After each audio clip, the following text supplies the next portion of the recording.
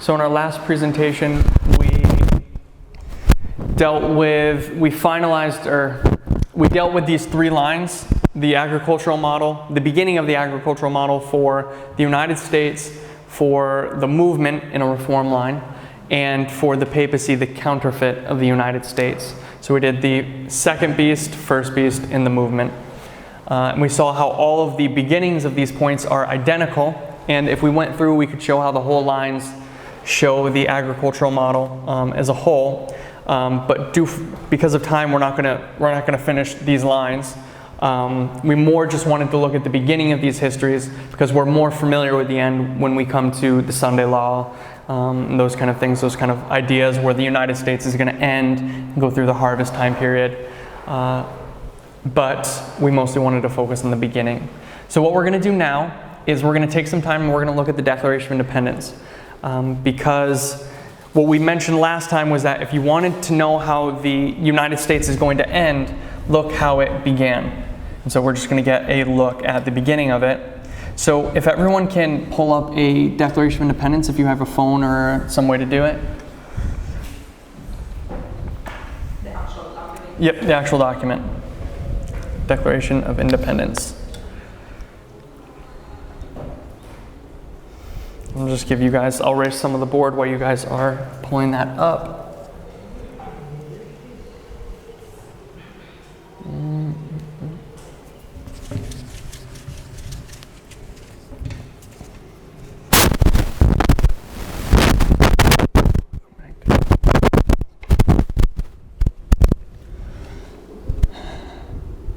Declaration of Independence. You're citing that? Yeah. Say again? The document itself. The first line should say, when in the course of human events it becomes necessary. You'll know that. Those quoting PDF. Okay. Everyone find it? Sorry, I should have told you beforehand. I forgot to mention it. When in the course of it? When in the course of human events. Yep. Okay. All right, so let's look at it. So we'll read through some of it. Let me just talk about the structure of it just for a moment. So the structure is this. Pretty simple. You have the intro, which is what we're about to read. And then you have after this introductory sentence, which is the first long sentence, you have I guess you could call it the thesis. And what this is it's going to lay out the premise of the document, what it's trying to propose, this document. And this is the main part we're going to focus on here, the thesis. And after the thesis, you have a list of grievances. I don't know how to spell grievances. Close. So list of grievances. So you have the intro, the thesis, the list of grievances, and then the conclusion. And the conclusion is really simple. It just summarizes again some of the ideas and binds it off. But like I said, we're mostly going to focus with the thesis. And the list of grievances here is all the reasons that examples, they're going to give actual examples of why, concrete examples about why they believe the British government has done them wrong and why they're warranted to leave. And there's enough of them that they think it's not going to change and this warrants their leaving. But we mostly want to focus on the thesis because this is honestly it's the spirit that we've been talking about, the spirit of this document and the spirit of the Constitution. It's where it lays out the principles. Okay, so we're going to start in the very first bit, the introduction. When in the course of human events, it becomes necessary for one people to dissolve the political bands which have connected them to another. What does that mean? When in the course of human events, it becomes necessary for one people to dissolve the political bands which have connected them with another. What? Sure. It's really simple. It's just saying sometimes in history, in the course of human events, there are times where groups that are connected by a political relationship are going to dissolve that relationship, are going to end that relationship. And as I said before in the last presentation, I think it was, this is a breakup letter. This is really all as simplest terms, it's divorce papers to Great Britain. So it's saying sometimes you have to end the relationship with someone, and then it says this. So dissolve the relationship connected with another, and to assume among the powers of the earth. What are the powers of the earth? No. What? No. The powers of the earth. Governments. Governments, kings, nations. So the powers of the earth are nations. So it's saying sometimes you have to end your relationship, and you need to assume among the powers of the earth, or among the powers of the nations, the kingdoms of the world, the separate and equal station to which the laws of nature and of nature's God entitle them. Okay, so it's saying you have to take this relationship. So what does that mean? So what have we read so far? Can somebody summarize what we've read so far of this? What did that last sentence mean? Let me ask that. To assume among the powers of the earth the separate and equal station to which the laws of nature and of nature's God entitle them. Summarize that last little bit I read. Their own autonomy. They want autonomy. Yeah, exactly. That's pretty much it. So basically they're saying we're in a situation where we're connected by a political relationship that we want to dissolve. We want to end. And that political relationship has caused what? It's caused us to not be among the powers of the earth. Among the powers of the earth. We are below the powers of the earth, which you can see here. What? Inferior. They're inferior. And then it says, the separate and equal station. So if I said, I need to assume my separate and equal station, what am I saying about my current state, my current status? That is not that way. It's the opposite. Yeah. I am actually connected instead of separate, and instead of equal, I'm below. So we see that idea there. So it's saying we want to change everything. We want to end a relationship.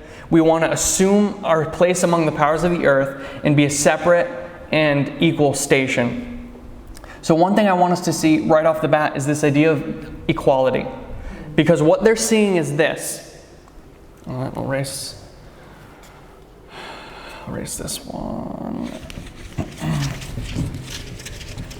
What they're saying is this. In their relationship with Great Britain, so I'm just going to put GB for Great Britain. Where are they in relation to Great Britain? What? Below. They're below. So they're right here. They're connected.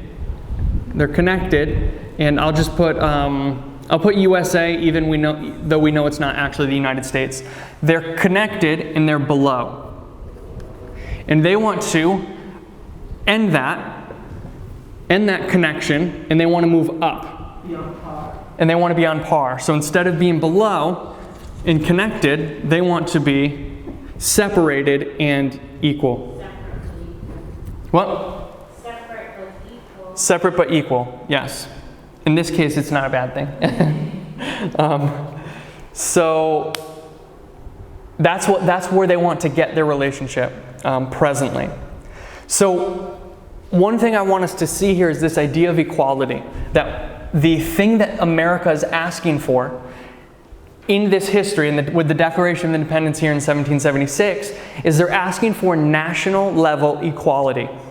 Equality amongst nations. Now, a lot of times we focus on equality of individuals or races or gender or whatever, that kind of equality, and all that equality has its place, but this is a larger scale, a larger level. Instead of individuals, we're now dealing with nations, the inequality of nations. And so the United States is founded on the principle of being equal to all the other nations on the face of the earth. So we'll put Russia, France, and so on and so forth. All the different nations that are around the world right now, they want to be there instead of down here where they were before. Pretty simple concept. So that's the political mindset that the United States is trying to cultivate with the Declaration of Independence in its relationship to Great Britain. Is that a hand? Okay. Would you say that they're forgetting where they're coming from though? What? They're forgetting where they're coming from in terms of... Now? Yeah. Absolutely. Because now they want to be all having... Exactly. So the United States, good point. So the United States now started like this. It said, actually, it goes like this. Step one, they realize they're down here. Step two, they get themselves up here. Now they're equal. This is Declaration of Independence time. Step two, but then, like you're saying, they forgot the message of equality. They forgot what they were fighting for, and they say, actually, I think we want to be up here. And so they go a little bit higher, and they say, actually, we want to be up here. We want to be on the top. So they've gone from their conception all the way to their end, from one extreme to the other, which is kind of an interesting idea. They went from being an underdog to being the superpower above everyone else, the ruler. They took the spot of Great Britain, which is an interesting conception. So, like you're saying, they forgot the message of equality amongst nations at this point, and now they've put themselves above everyone else, and this is nationalism, if we could think of it that way. This is, if you look at racism amongst nations, it's just nationalism. And our tribe, our nation is better than your nation or all other nations in case of the United States. So that's the situation, that's the transition that's going to take place for the United States from step 1, 2, and 3. They go through the whole paradigm. And what's interesting, this is just a little side note, and after the Cold War, or the end of the Cold War, and Elder Tess has talked about this a lot, Russia at the time, the USSR, tried to bring the United States down. They tried to pull the United States down to get them equal here, but in reality, the United States took that, flipped it around, and made themselves even stronger up here. They put themselves even higher than they already were. Like you're saying, you can see a complete 180 in regards to what they should have been doing. And, yep. The quotation from Great Controversy that you already outlines that deputy, because it says, what nation of the New World was in 1798 rising into power, giving promise of strength and greatness and attracting the attention of the world. Mm-hmm. And that's what they're doing. And that's why they're at the top. Yeah. Okay, so that first sentence there, it's actually just one really long sentence, is the introduction, and it's just laying out the background of the general case of what's going on. And then the last part of the sentence there we didn't read from the comma, a decent respect to the opinions of mankind requires that they should declare the causes for which impel them to make a separation. Basically, it's saying, if we're going to end the relationship politically, we have to give the common courtesy of telling you why we're ending this relationship instead of just doing it haphazardly. And so that's the idea. That's the idea of that first sentence. So let's go to the thesis now, the next part here. Anyone have any questions about that first part? Pretty simple. Okay. Next one. We hold these truths to be self-evident. What truths are self-evident? What truths are they saying are self-evident? Separate people. Okay. What they're saying is self-evident is everything they're about to say. Everything that is about to come after that. We hold these truths to be self-evident, that all men are created equal, that they are endowed by their Creator with certain unalienable rights, that among these are life, liberty, and the pursuit of happiness. So the second time now, the issue of equality has come up. But now it's come into the context of a different context. So here, the introduction references equality amongst nations. So it's saying, we as a nation want to be equal to you, Great Britain, and you, Russia, and you, France, and we want to be separate. We want to assume that equality of nations. But now, they're coming at it from a different angle, and they're saying, well, not just nations are equal, but individuals are equal. All men are created equal. that they are endowed by their Creator with certain unalienable rights, that among these are life, liberty, and the pursuit of happiness. So that's a lot in that sentence. And that one sentence shakes up everything that has come up into this point to 1776. So let's talk about these rights. So what is an unalienable right?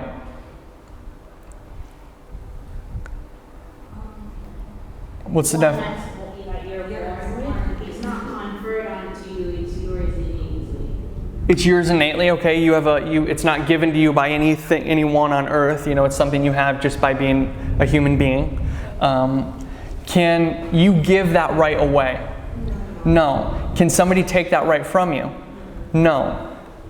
So it's a right that can neither be taken away nor given to someone else. Mm-hmm. That it can be taken away? How? It's by way of perception. I think it has been for certain people, and especially in the time period that we're looking at, as it relates to the pre-slavery era, or the slavery era, you could tell that those unalienable rights were not possessed by the slaves. You don't think the slaves had unalienable rights? They had it, but it wasn't given to them. It was taken from them. It can't be taken from them. But they never possessed it. By being a human being, they possessed it. That's what makes it an atrocity. That's what makes it so wrong. Slavery is so wrong, is that because if I can take your inalienable right away, slavery is not so bad. Because you become subhuman. You actually become subhuman, not in a perception kind of way, but if I can actually take the value of you as an individual away and take those rights away from you, then my slavery of you is justified. It's acceptable. And the same thing that happened with the Jews under Hitler. They were made to operate as subhumans, and there are... But they weren't subhuman. That's the thing. No, I'm saying that by way of perception. Perception, sure. They have it, but they don't understand that it's theirs to lay hold on. It's theirs. It's just that by how they're treated, you would believe, or they would believe that they don't have it. And that's the 1260, same kind of thing, if you want to make that kind of case. So by perception, I see what you're saying, but the actuality of the matter is that you have it no matter what, no matter how poorly you're treated, no matter how well you're treated, whatever condition you find yourself in, your rights are always the same, and they can't be taken away, can't be given away. Could you say that it's just violation of it? It's violation. And again, that's why it makes it such an atrocity, is because you're violating somebody's rights. If somebody could actually take those rights away, then slavery is not as bad as it sounds. Because it's justified. The reason slavery is not justified is because you have those rights. So like we're saying, an inalienable right is a right that can neither be given nor taken away. Why? Why do unalienable rights exist? And why can't they be taken away, and why can't they be given away? Really deep question. They're yours by God. They're mine by God? Yeah, He gave them to you, and I don't know how to explain it. Anyone else? Why are you asking that?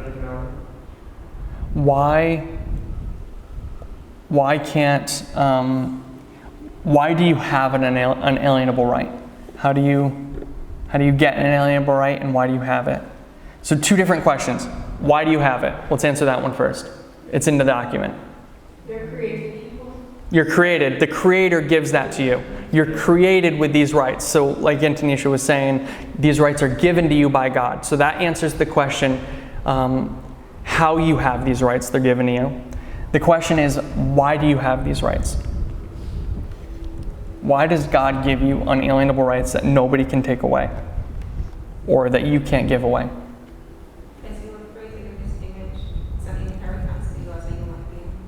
He what? This inheritance to Okay. you as a human being, you were created in His image and likeness. So it differentiates you from an animal. So there are some things that you're just being human, you are opted to. You don't think animals have rights? Different rights. But I mean, their rights are different from ours in a sense. Okay. So why do animals have rights? For their protection. What? For their protection. Okay. And well-being. And their protection and well-being? Same answer for you. For your protection and well-being, in part. Why else? But okay, if I want to give you rights because I want to protect you and your well-being, what does that mean? If I'm God and you're what? Finish your thought. If I'm God and I want to give you your unalienable right for your protection and well-being, how do I view you as an animal or a human? Vulnerable. Vulnerable, okay.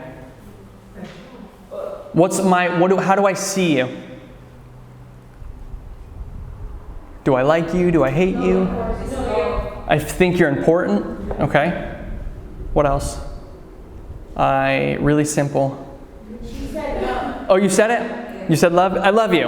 I love you as an animal. I love you as a person. And because of that, I give you these rights for your protection. It is the fact that God loves you that is the answer to why you have a right to something, or you have these rights. Yep. And then He had to put in the government system to execute that right. Mm-hmm. And we'll get to that in a minute, that part of it. And so God loves you and He gives you your rights. A good example of this is take your dog. So we'll take two dogs. We have the feral dog. We saw a dog walking on the street today. Nobody owned that dog. Does anyone love that dog? They would treat him bad. No, nobody loves that dog. Only God does. Nobody loves that dog because nobody's taking care of it. It's obvious. Nobody's taken it in and fed it and cleaned it up. It's a feral dog just running on the street. We have that dog, and then we have your dog, or my dog, someone else's dog. Maybe you guys don't like dogs. So let's say you have an animal. What kind of animals do you like here? Do you guys have pets? You have a rabbit. What? Okay, you want what? You have a dog. You guys are going to have a dog. So you have a dog, and so we have two dogs. We have the feral dog and we have the other dog. And this other dog is your dog, sorry. What's the difference between your dog and the feral dog? Different owners.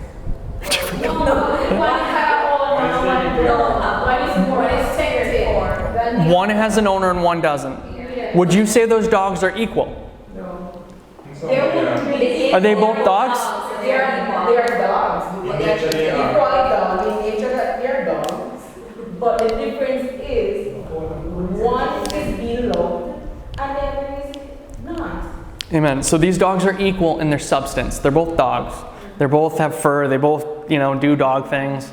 The difference is that one of these dogs is loved by me and one of them is not, just for sake of the example. So if I have a dog, and so this is a little bit of this is just an example. So my dog that I like, again, we have these two dogs. Somebody comes up to my dog and they, and they hurt my dog somehow. They hit my dog. How do I feel about that? They may as well have hit me. It would have been better that they hit me instead of my dog, even, for them. So let's take the feral dog. If you're walking on the street, and let's just, again, this is an example, and somebody hits the feral dog, you don't care. Let's say they smack it or whatever. You don't care, Obviously you do, because you're good people, hopefully. We don't like animal abuse, but just for the example, you don't care. So one dog is given, my dog, come back to my dog that I've hit, or somebody has hit, there's retribution for me. You know, if you've hit my dog, you've enacted my anger, you know, you've sparked my anger, and there's going to be a consequence for your actions. You know, legally, I can take you to court even for that you've hit my dog and you have to pay me a certain amount of money for, you know, if my dog has treatments that needs to get done or whatever the thing may be. So there's consequences, there's protection afforded to that dog because of its status as being beloved by me. That's God's relationship to you and me as human beings. He loves you, and the reason you have your rights is because He loves you. Because like your dog, your dog has the right to food, it has the right to go to the bathroom, it has the right to get pet a couple times a day, to be happy, to sleep well. It has all these rights that you afford it and these privileges, just because you love it, that another dog doesn't get. That is the nature of our relationship to God. He gives you all of these rights, your life, liberty, and the pursuit of happiness. God has afforded you because He loves you. And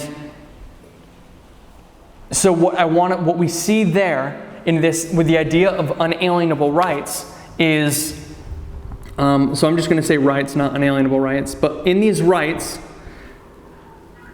you're given these rights, and what these rights are a symbol of is the fact that God values you. Your rights are given because God values you. So that's what this first part of the Declaration of Independence is identifying, is that we as individuals are valued and beloved by God, and because of that, we have these certain rights. And also, it identifies the idea of that all men are created equal. So there's a equality, there's a impartiality to God's love. There's no other dog in this example. There's no human that I could point to over there and say, that's the one that God loves, and that's the human that God doesn't love. He loves all of them equally and the same, obviously. And both of these points are being highlighted here. The fact that God values us or loves us, and also the fact that His love is impartial with all humans, regardless of that. So then there's the next part, and this is what my sister was talking about before, that to secure these rights, to secure these unalienable rights, governments are instituted among men, deriving their just power from the consent of the governed. That when any form of government becomes destructive of these ends, it is the right of the people to alter or abolish it and institute new government. Okay, so we'll just end there for this moment. So, what it's saying now is, you have these rights that are given to you because God values you, and the thing that is going to happen is that governments are going to be instituted on earth to protect those rights that you have. That is the sole purpose of the government, is to protect your rights in the best possible way. Your rights to life, liberty, and the pursuit of happiness that everyone is afforded. And it sounds like the people have a say, so if the government is not enforcing those things, they're going contrary to those, whatever that is set up, they have the voice to remove that government. So, where does government derive their power from based on this? The consent of the governed. So in this aspect, there's the idea of the fact that you're valued, and because you're valued, you have rights. And as a part of that, there's a protection that needs to be afforded to you by the government. But that government doesn't just arbitrarily protect you. It protects you because you give it consent. So the next principle we see, the principle in here, is the idea of consent.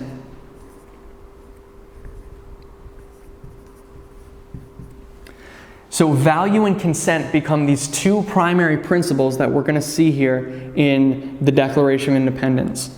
And what's amazing about these two principles of value and consent is that these are both the principles of the government of God.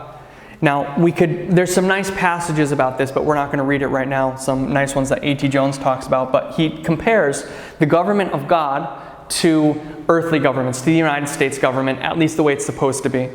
And he identifies that God also has God, as much as the Declaration of Independence, as much as the United States is required to have your consent to govern you, it's the same way with God. God cannot, not that He can't, He will not govern you without your consent.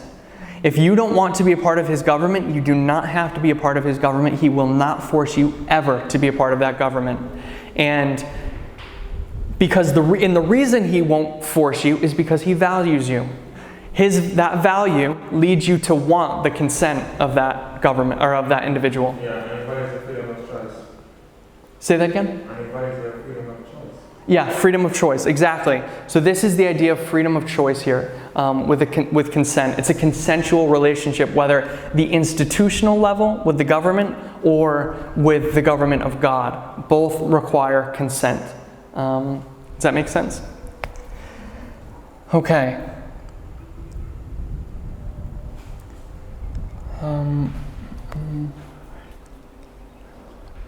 So let's do a little bit of a compare and contrast with this document. So what did we say the purpose of the Declaration of Independence was in context of this line here? What did it do? And let me say it this, yep. Okay. So in the context of the agricultural model, what was the Declaration of Independence? What? Liberty? In the context of the agricultural model, it was the plowing. What in the plowing is, as we said, is the answer to the problem. It's the solution to the problem. So if this is the answer, what must be the problem? It must be the opposite of it. Like we were saying here with the way the United States is set up, or what they said in the first sentence. So the opposite of that would be everything, it would be the opposite of everything we're seeing there. And I want to do a little bit of a compare and contrast, because what is missed about the United States, the Declaration of Independence, is how contrary, how opposite it is to the government, or to the governments that have already lived up into this point. But before we do that, I just want to hit one more point, actually. Forgot this point. In this document, Declaration of Independence, you have the idea here, it says, all men are created equal and that they are endowed by their Creator with certain unalienable rights. So in that sentence, we see a reference to the Creator. And in the sentence before, it says, the separate and equal station to which the laws of nature and of nature's God entitle them. So what I want to ask, the question we want to raise is, I thought the United States was built on the principle of republicanism and Protestantism. And what did we say Protestantism was? What definition did we give it? Freedom of religion, freedom of faith, religious liberty. It is the idea of keeping church and state separate. So my question to you is, in this document, about 5 times, it's going to reference God in some way. It's either going to say providence, or nature's God, or the Creator, or, there's several points. I think it's about 5. 5 times it's going to, the judge, the almighty judge, or something to that effect. So in this document, the Declaration of Independence, God is referenced. But I thought the whole idea of the United States was that it wasn't a Christian nation. It's not a nation based upon religion. So why is God referenced in this document? Isn't this laying a bad foundation for the United States? So let me add to that while you're thinking of that. In this so as we're saying here, in the Declaration of Independence, it's about 5 times, I think, roughly. I might be forgetting one. So Declaration of Independence. And we have the Constitution here. Constitution. This is 1789, 1776. It's also interesting that these are 13 years apart. 13 being a prophetic number in a lot of ways. What? 13 colonies, 13 years between these two things. There's a lot of neat little things like that. So in the Declaration of Independence, the amount, God is mentioned about 5 times. How many times is God mentioned in the Constitution? What? None? How many? What? Anybody actually know? None. 0. 0 times. So, between 1776 to 1789, it goes from 5 times in the Declaration of Independence to 0 times in the Constitution. So my question is, why in this document is it listed 5 times, but in this document it's listed 0 times? And isn't that laying a bad foundation here of the combination of church and state? So what do we do with that? How do we answer that? Any thoughts?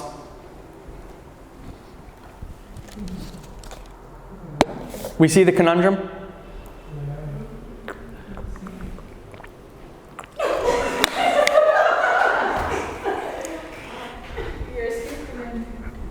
Any ideas? How do we answer this conundrum?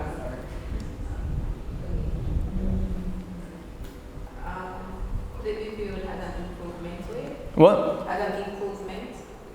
Sorry, can't That you? is, could it be viewed that the Constitution is an improvement to the Declaration? Is it so? Using the line up at top where you have the AOC, Mm-hmm. where they were trying out different forms Okay. of government. Okay. I'm thinking that they have recognized something about the word and So you think they had some sort of increase of knowledge from this point to this point? Okay. So maybe the idea of an increase of knowledge. Anyone else? Any thoughts? Because let me make this point. When people are going to tell you in the near future, or even already, that the United States is a Christian nation, you can be sure they will read the Declaration of Independence and say, they'll read all those times that it says created, creator, nature's God. So how do we refute that? How do we get around that? I'm thinking about How are you going to do it? We got to figure it out. I guess one of the things that we'll have to probably do is to read the 2 documents and see if it portrays the same idea. Instead of using the word God, but it is just using the same concept of things per se. Okay. So I can refer to you in one as Brother Tyler, but I can refer to you in another way in another document. Mm-hmm. But it's related to you in either. So I'll tell you this, there are no allusions to God either. So all the Constitution is a really boring document. It's just a list of laws. It just says the president can do this, the president can do that, the Congress does that, the Congress does that. It's very simple, just all legal, just legal speak. I don't think it's contradictory. Earlier today, we had established that Republicanism and Protestantism, to us, Protestantism has this inference to faith when its original meaning was that of religious liberty. And the very purpose of the Declaration of Independence is to explain the course of action that the United States of America was undergoing at that time. And in explaining it, they are making references to rights that they had, rights that were conferred to them by God. So it's, while they drafted that explanation, it was in reference to what God has given to them. The codified laws, I don't think it necessitated them doing that, because that carried a different function to what the Declaration of Independence had. I'm explaining to you this ain't working out. And I'm saying it's not working out because you're infringing on this right that my mom says, ain't nobody to talk to me like that, and a whole list of other stuff. But when I start living my life, what those lessons of my mother looks like in practice is not necessarily identical to the breakdown I gave to this abusive partner, it manifests itself differently, but it doesn't change the reason for why I'm calling this relationship quits. Okay. They're basically explaining I have rights at a national level, and those rights are given to me by God. I have rights at an individual level, and those rights are given to me of God. It doesn't automatically make me a Christian, because there are many world things now who say, listen, I have rights. These are innate rights. It's just that they frame it this way to say those innate rights are innately yours because God gave it to you. Okay. It doesn't make you Christian. All right. So her idea is that just because they mention God doesn't make it Christianized. It could be, it's just their justification for what's going on here, this end of the relationship. And I agree at least in part, and I think the idea here is, the idea of a justification for their actions is required. And that's what this says. That's what the first sentence says. It says, when in the course of human events, blah, blah, blah.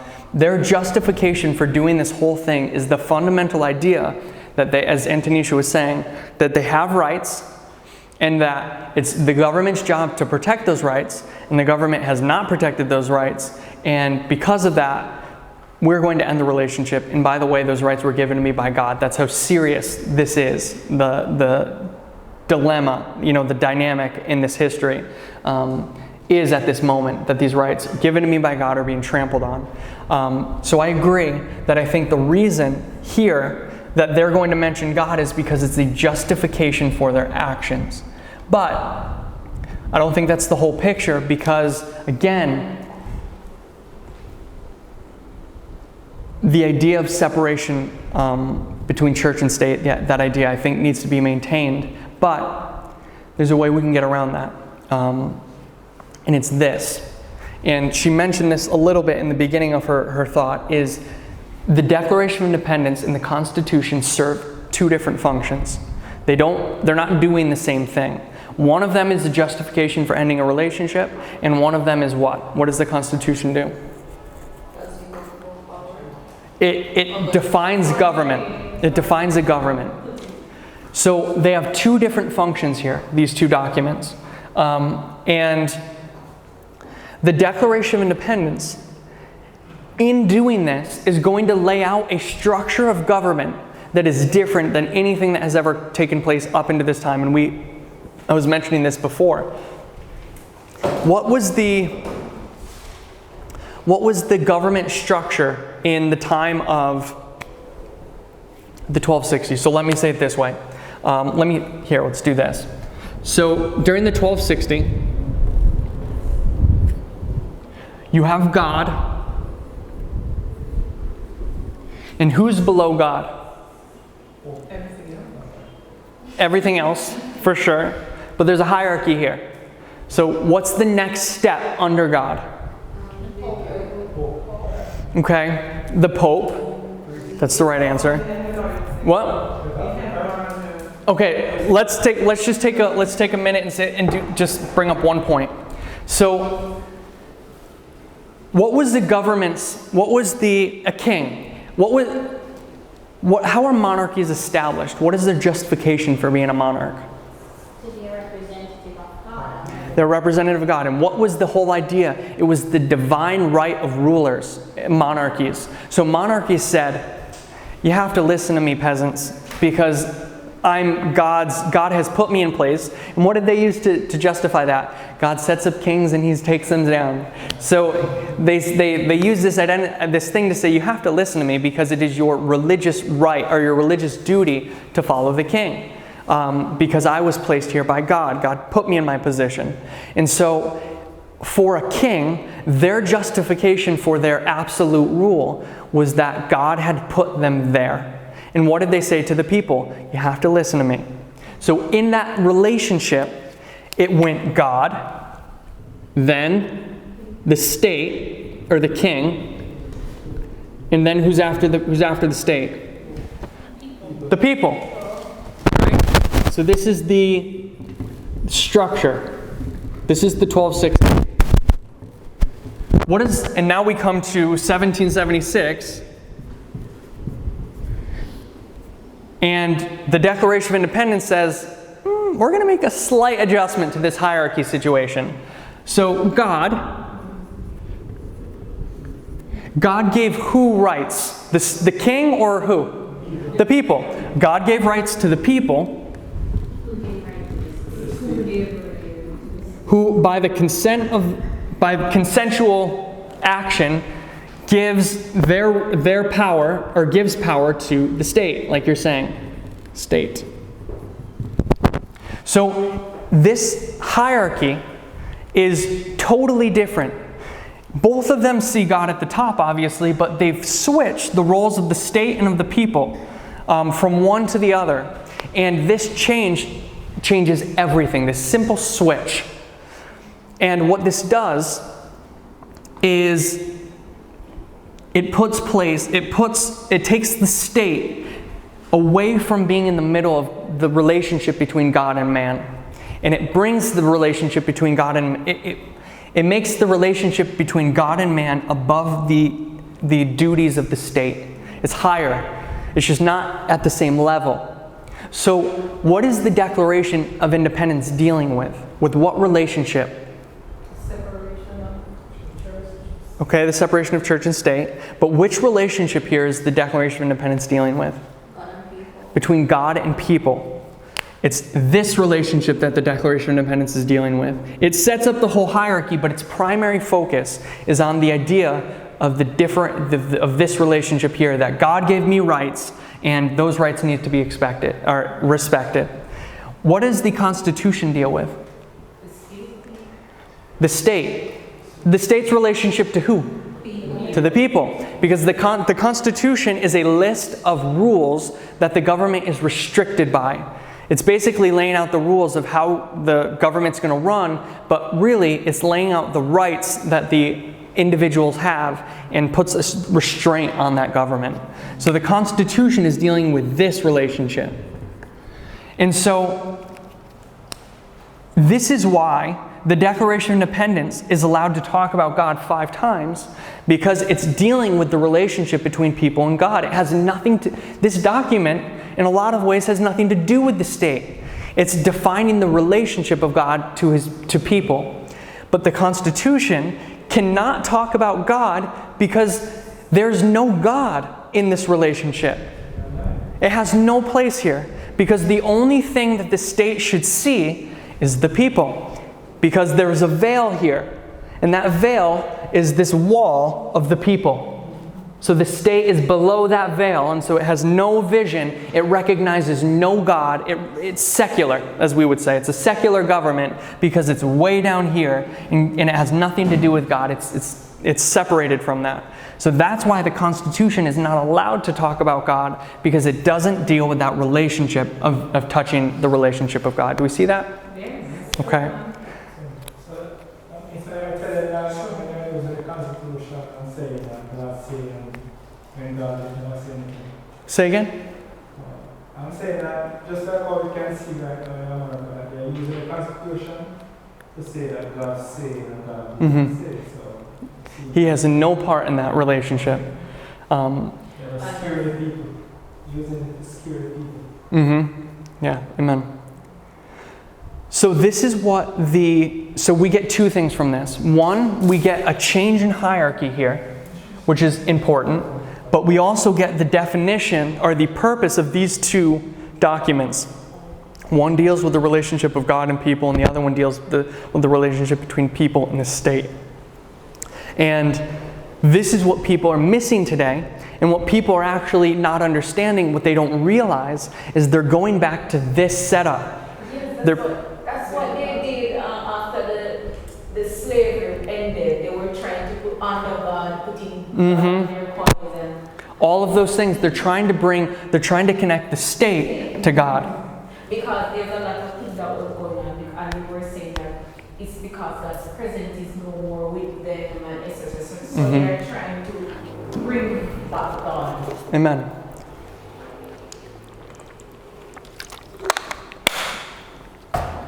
Okay, so this is the, I hope that makes sense. So we dealt with a couple things so far, and what time does Sabbath end? At like 6:10, 6:12, something like that? Yeah. Okay. So what we dealt with so far is we've looked at the Declaration of Independence, and we've identified some of these principles that are here. The idea of your unalienable rights that give you value, or that God, let's say it the other way around, God values you, and because of that, He gives you rights. And I guess my thing's flipped around actually. And because He values you, He wants your consent. And those two ideas are the same two core principles that the government of God is also governed by, and the state, or the United States government and God's government are both run by these ideas that because you have value, you have rights, and because you have value, God and the government needs your consent to, to govern over you. And then once we dealt with that, once we identified these two primary principles here, value and consent, we looked at the Declaration of Independence a little bit in that this use of God, this language of God, and we identified these hierarchies, these two hierarchies, and the difference here, and how this is what the 1260 was, this is what 1776 was, and it is a complete polar opposite in this way. They've totally switched everything up in 1776, and we identified the role of the Declaration of Independence and the Constitution at this point. So I just want to take the last couple minutes and set us up for tomorrow. So we don't have a lot of time, obviously, we only have 2 more presentations. So we can't finish all of this and get to all the conclusions and finish our line here. But what I want to highlight is I want to talk a little bit, so where we're going to go from this point forward is we're going to talk a little bit about conservatism and liberalism starting tomorrow. But before we do that, I just want to highlight one final thing about this line here, in the line of the agricultural model, that I think we might forget at times. And it would be best if I did this later once we have put a lot more things in place, but I'm going to skip all of that stuff and just summarize some of it, and hopefully it will make sense to you. So what we identified, and we'll put it over here.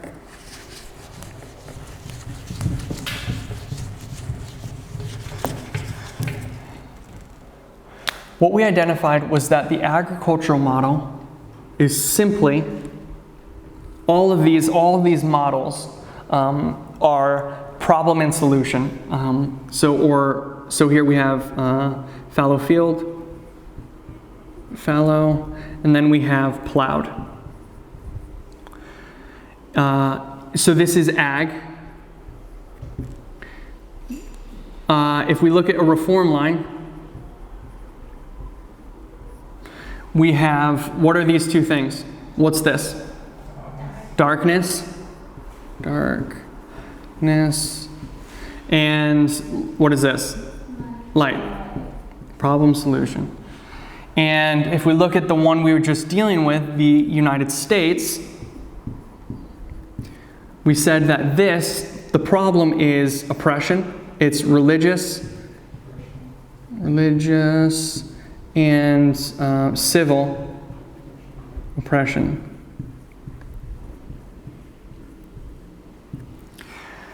And the answer is liberty. It's just the liberty of both of those things. Okay, so again, problem, solution, really simple. So,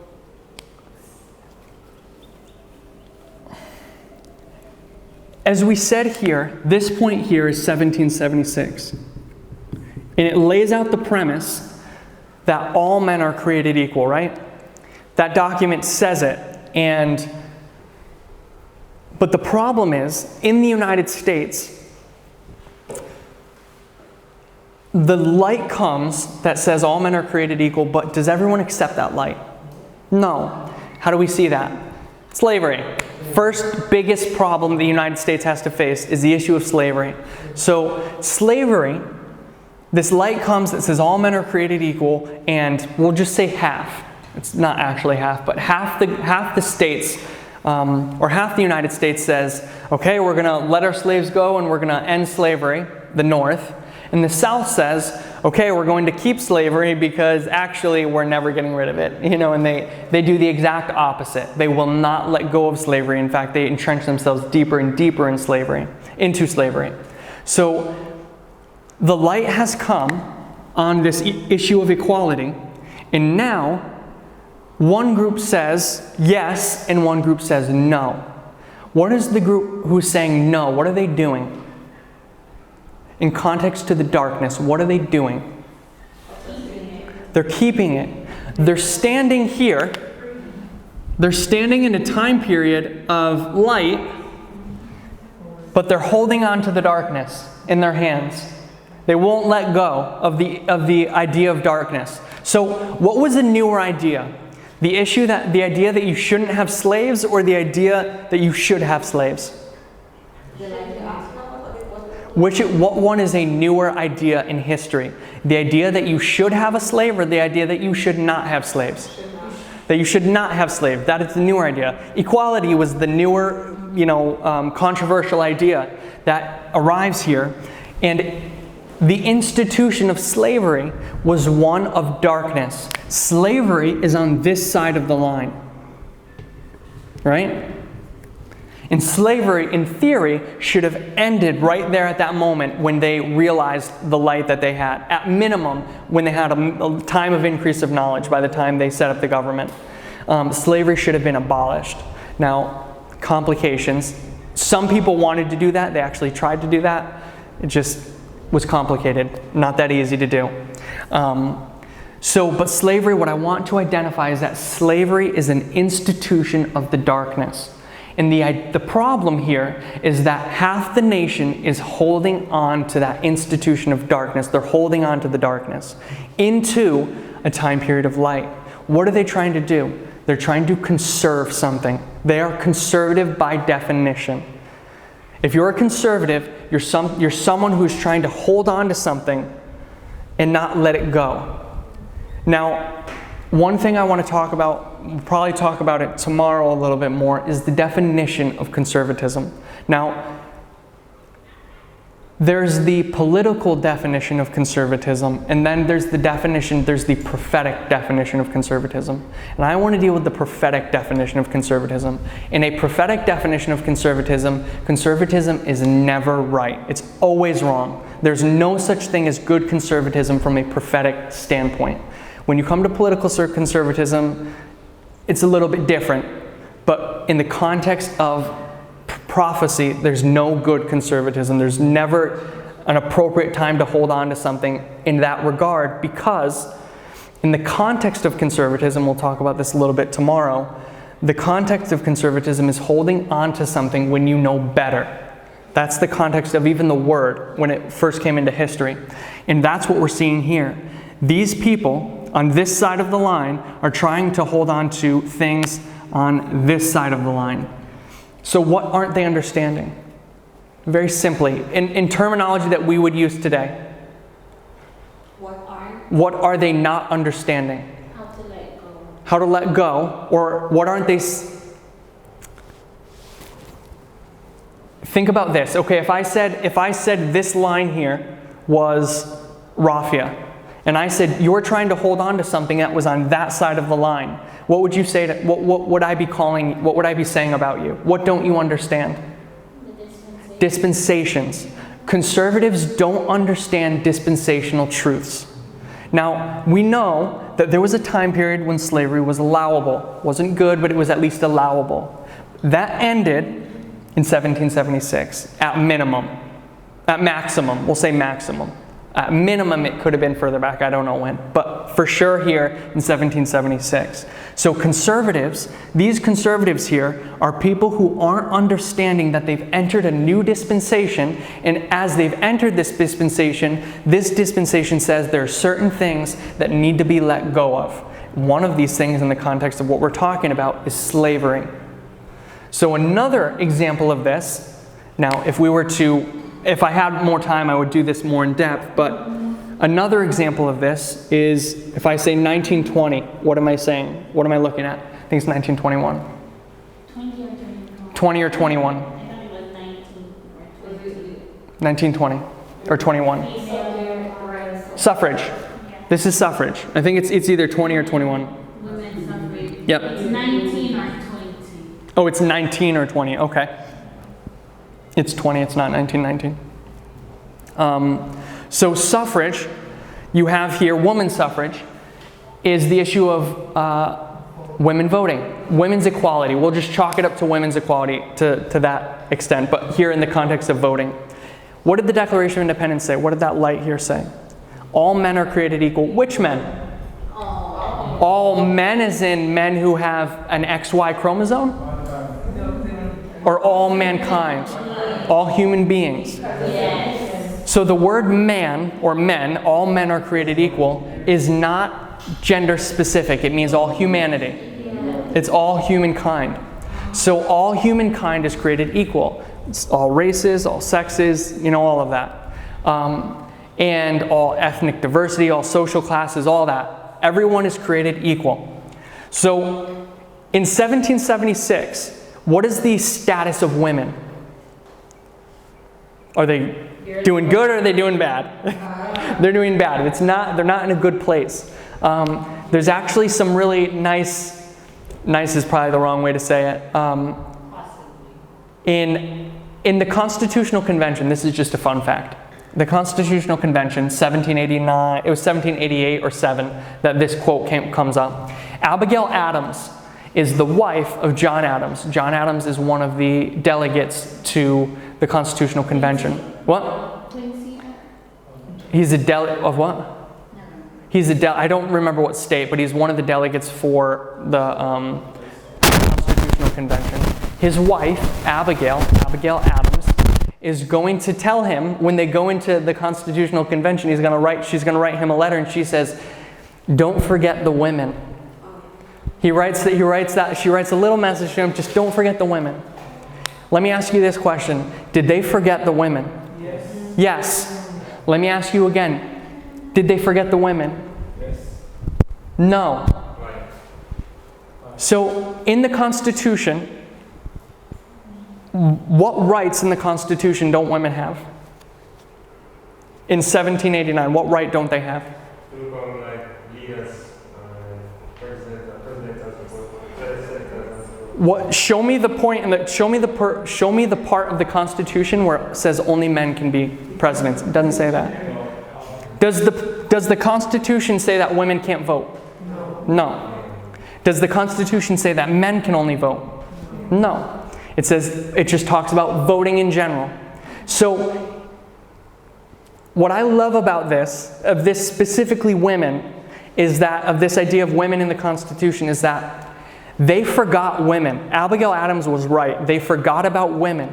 But because they forgot about women, it was the best possible thing that they could do for women by forgetting them in the Constitution, because up until the 13th Amendment or something like that, there's no gender specificity in the Constitution, which means everything is for men and women. So women in 1776 and in 1789 have identical rights to men based upon law. What's the problem? They didn't recognize it. They didn't realize the significance of what they wrote, because they were so prejudiced that in forgetting the women, they don't recognize the fact that they actually gave them all these rights by accident. Whether they meant to or not, I don't know. I'm just being, eccentric about it. Was it John Quincy Adams? You're talking. No, not John Quincy Adams. His name is John Adams. John Quincy Adams, a different one. So women actually have all these rights, but the problem is people don't recognize the fact. They don't interpret this document the way they're supposed to. And because really, it's all there. Women's rights are already there. And if we went into slavery in depth, you could show that the Constitution does not allow for slavery as much as people think it does. But that would take a lot. We need to read a lot of things to show that. But let's just stay with women. So women have this right, they're afforded this right based upon the Declaration of Independence. All men, all human beings are created equal, and women have the right to vote, or have all these rights here because there's no gender pronouns in the Constitution. But they don't realize that in 1776, and they definitely don't realize that a couple years later in 1789 what they've done, in its significance. So why can't women vote? Let's just tie this one part off. Why can't women vote in 1789? Because the Constitution says they can. It's not interpreted that way. It's not interpreted that way. Okay. The problem is the state law. The constitutional law says there's no male or female requirement, like we said, but state law was prejudiced. State law is some of the most filthy law, if I can say it that way. That is where slavery is. Slavery was in state law, discrimination's in state law, all the bad law that you can think of is always done in the state level for whatever reason. I don't know why it happens that way, but it always is, for the most part. 99% of bad law is in the states. All the states had laws about women not being able to vote. So at a federal constitutional level, women could vote. But in their individual states, they didn't have that right. So there was a conflict between constitutional law and state law. Now, nobody cared enough to fix that problem and force the states to allow women to vote, but that's what happened in 1920. You have the amendment, the suffrage amendment is brought to bear, where women get the right to vote, and that amendment that's added it compels the states to allow them to vote. Even though already in the Constitution you could clearly show that women already had that right, the problem was the states. So what I want us to see here is that inequality between men and women, which side of the line of 1776 is it on?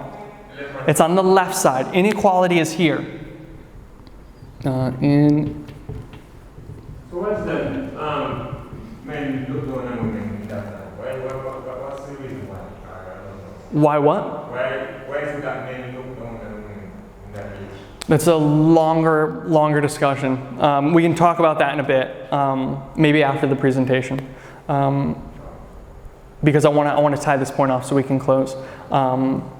So inequality of races, inequality of gender is on the left side of the line because the Declaration of Independence says all men are created equal.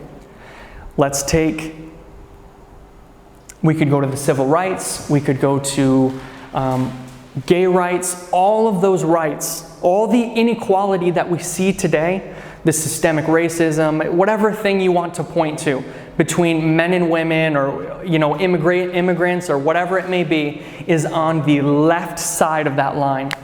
And what's ironic, and what the problem we have is that the people on the right side of the line, over here in the time of light, are trying to hold on to the institutions that are back here in the darkness. They're holding on to it. And so our definition of those people are trying to hold on to those institutions is conservatives. These conservatives are trying to hold on to these institutions in a time when these institutions are supposed to be done away with, or these bad institutions are supposed to be done away with. And again, to put that in a prophetic framework, it's the idea of not understanding the dispensation you're living in. So a conservative doesn't understand dispensational truths, but a liberal understands dispensational truths. And generically, if we could say it that way, from a prophetic standpoint. And that's why I'm saying if you use that definition of conservative and liberalism, it's never right to be a conservative from that perspective. You always want to be a liberal in that connotation, in the idea of understanding or not understanding a dispensational truth. And that is embedded in this idea here. And we'll show that even the word conservative, when we look at it tomorrow, we read its definition in its historical context, is embedded in this history as well, of holding on to the history of the 1260. So all of these institutions, all these inequalities, all these social issues that we have today are actually just people who are trying to hold on to the 1260 when they should have let it go. and they should have allowed the equality and the truths of the Declaration of Independence do what they're supposed to do. Now, let me just finish on this one point. Get rid of the idea of 1776. Come here, 1989. 1989, light comes, a message comes. That message, in that message, as we all believe, in that seed of a truth, all the other truth is contained in this history, in that plowing time. All the light that we can glean, that we're going to glean throughout our reform line, could be seen in that initial message if you look hard enough or you know how to look. Now, obviously, Elder Jeff didn't understand that. Nobody understood all of those things at that time. We understand that today. So, same principle. The issues that we have today is the identical problem that they have here. The things we're trying to hold on to are our equivalent of darkness for our reform line. Things like inequality of women, or misunderstanding of the Sunday law.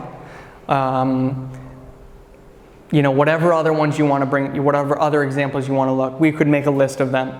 All of them are on the left side of the line. They're in the time period of darkness. And our job and our problem is to understand the dispensation we're living in the history of the 144,000, and to really understand what that means, because like the founding fathers in 1776, we had a perfect message that told us everything, that said, if we saw it, but just like them, we didn't understand the words that we were speaking in that history, and the implications of what it would mean for us later down the road. Same thing here. They don't understand equality, they don't understand the words they're writing, and they end up in this struggle between those who are going to fully accept and live in this light, and those who want to be in the time period of light but hold on to the period of darkness. For example, the Sunday law, our initial understanding of the Sunday law. They're holding on to a concept that would be in a previous dispensation, in a time period of darkness, when we're in a time period of light. Does that make sense? That idea? Okay, so we'll end there, and we're just touching on the idea of conservatism. We'll start there tomorrow, and then we'll start looking at the time period of Christ to sort of bind it all together. Okay, let's close. Dear Heavenly Father, Lord, we thank you for this Sabbath day that has now ended. We thank you for your mercy and your grace and your love towards us. We thank you for these remarkable truths that you're showing us, and we ask that you continue to shed your light abroad on each and every one of our hearts. I pray that you would give traveling mercies to anyone who's leaving this afternoon or this evening, and that you'd keep them safe. And I pray that we would all get a good night's rest and preparation for tomorrow and the week to come. We thank you and we love you in Jesus' name. Amen.